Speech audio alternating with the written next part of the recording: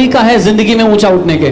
सो यीशु मसीह ने 500 को कहा कि यरूशलेम में रुकना। कितने रुके? 120। अब मेरा सवाल है 380 कहां थे भाई? So Jesus told 500 to wait in Jerusalem, only 120 were there. Where were the remaining 380? कहां थे? Where were they? वो कुमकुम देख रहे थे या क्रिकेट मैच देख रहे थे या नया बिजनेस शुरू कर रहे थे। They were busy with their own chores, their own things. आप सोच सकते हो Can you imagine?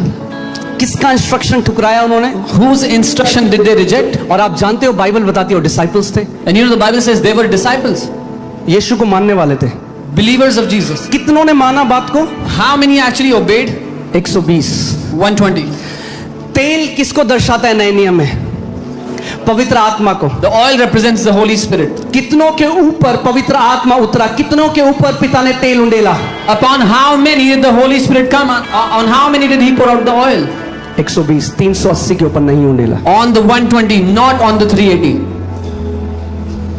जहां उसके संतों की संगति है वहां तेल उंडेला जाता है। Where the gathering of his saints is, there is oil poured out. एक सबसे बड़ा डिसेप्शन आज के बिलीवर्स में है, मैं घर बैठ के YouTube देख लूंगा। The greatest deception of today's believers is, I will sit home and I'll watch YouTube. फिर YouTube के ही फल भी होंगे।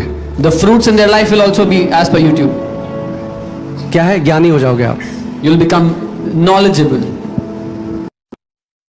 अच्छा है उन लोगों के लिए, पिता जानता है कई लोग ऐसे गांव में जहां कोई चर्च नहीं है,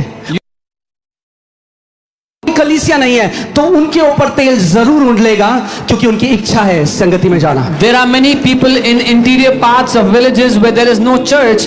When they are on their desire that they want to be a part of a community of believers, so God will pour out His Spirit upon them, His oil upon them. मगर कितने ऐसे विश्वासी हैं आज जो उसके घर को तुच्छ जानते हैं? But so many believers despise his house today. बहुत दूर है pastor. Oh, it's very far away, pastor. अभी लॉटरी में स्विट्जरलैंड का टिकट निकल जाए, दोनों मियां बीवी भागेंगे एकदम। If they have a lottery ticket in Switzerland, they will run away right away. मगर कलीसिया दूर है। But the church is far.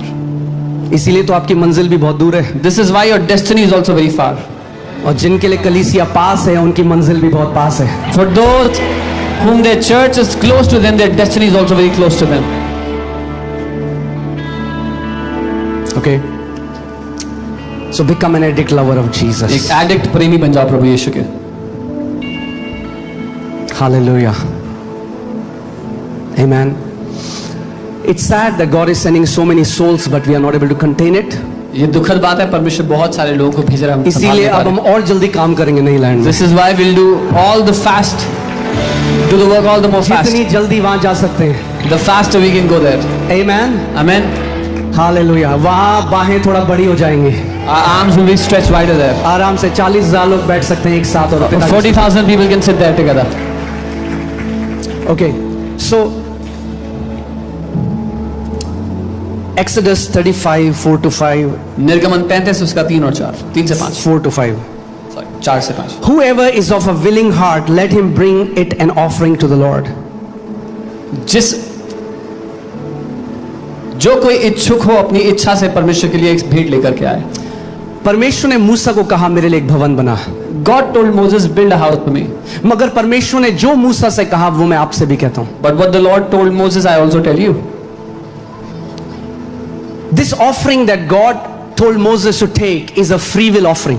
ये ऑफरिंग जो परमेश्वर ने मूसा से कहा, ये स्वेच्छा से की गई है। ये नहीं कि 1000 लोगों को देने ये 10,000 रुपए, नहीं वो offering। It's not 1,000 people have to give 10,000. मैंने आपको पहले भी बोला है, आप 1 करोड़ दो चाहे आप 0 दो, आप तब भी परिवार हो और उतने ही प्यारे हो और उतना ही आपके साथ प्यार किया जाएगा। I have already said this many times, whether you give 1 crore or nothing, you are still loved, equally precious, equally loved in this family.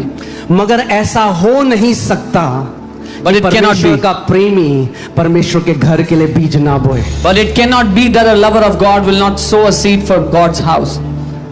देखो क्या लिखा है, तुम्हारे पास से यहोवा के लिए भेंट ली जाए, अर्थात जितने अपनी इच्छा से देना चाहें वे यहोवा की भेंट करके ये वस्तुएं ले आए। सोना चांदी बहुत कुछ उसमें, पीतल ये वो सो। Whoever is willing, with a willing heart, let him bring an offering to the Lord. The secret when God receives your offering is a willing offering. परमेश्वर कब आपकी भेंट को ग्रहण करता है, उसका रहस्य ये है जब वो भेंट आप अपनी इच्छा से परमेश्वर को देते हो। Amen. Verse 21. और जितनों को उत्साह हुआ, English says whose hearts were stirred. English से जितने लोगों के दिल में ये बात आई है, जो प्रभु ने हमें अनुग्रह दिया है, दिल्ली में सबसे बड़ा परमेश्वर का भवन बनने जा रहा है। the grace that God has given to us, we're gonna have the biggest house of God in Delhi. सबसे बड़ा इंडोर स्टेडियम दिल्ली में 25,000 है, कलीसिया 40,000 की होगी, ये उसका अनुग्रह है। The biggest indoor stadium is 25,000. The church will be 40,000. This is by His grace alone. Amen. So परमेश्वर उन लोगों को जिसको उन्होंने चुना है अपने घर को बनाने के लिए, His Spirit is gonna stir your hearts. So God is gonna, परमेश्वर उनके दिलों को उठाएगा जिसको, those who He has chosen to build His house. Whose hearts were stirred, and everyone whose जितनों के मन में इच्छा उत्पन्न हुई, जिनकी आत्माएं इच्छुक थी। यानी आप अपनी स्ट्रेंथ से नहीं कर सकते, You cannot do this by your own strength. पर अगर पिता ने आपको चुना है, But if the Father has chosen you, He's going to stir your heart, वो आपके दिल को उठाएगा and you will say, Lord, और आप कहेंगे, I Prabhu want to stand for the house of God. मैं परमेश्वर के घर के लिए खड़ा हूँगा। Because मैं आपको बता रहा हूं, if you will understand what God is doing in this ministry, अगर आप समझ गए परमेश्वर सेवकाई में जो कर रहे हैं,